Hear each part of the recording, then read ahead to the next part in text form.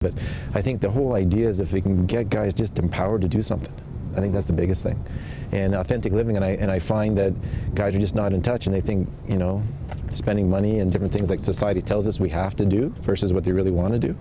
So there's no connection to authenticity. Anyway, that's sort of like where I ended up.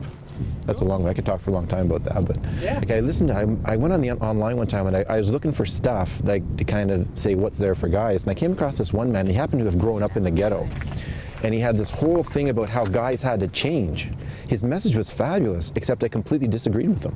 Mm-hmm. And this guy has a gigantic following. He's got millions of people following him. And I said, okay, but nowhere in here did I say that guys have to actually know themselves before they can respect other people.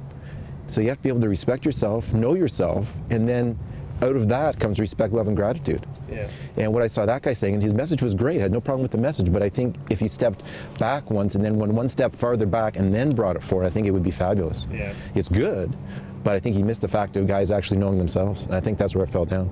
And I said, okay. And then I went into, I found some other groups, some really great stuff out there, but it was all religious based.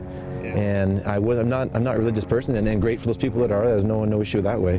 But I thought, some guys just don't want to deal with religion. Yeah. And some guys do, and that's okay.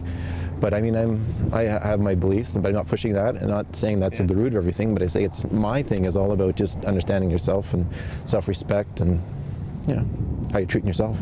Yeah. You treat yourself well, then you're zoned in, man. When you're zoned in, then everything starts to happen the way it's supposed to be. And when you treat yourself well and you respect yourself, you won't let anybody disrespect you. Exactly. Or treat you badly because that. Exactly. Also. See, this guy that grew up in the ghetto, he was saying that we have to treat our women better. And I said, I have no problem with that.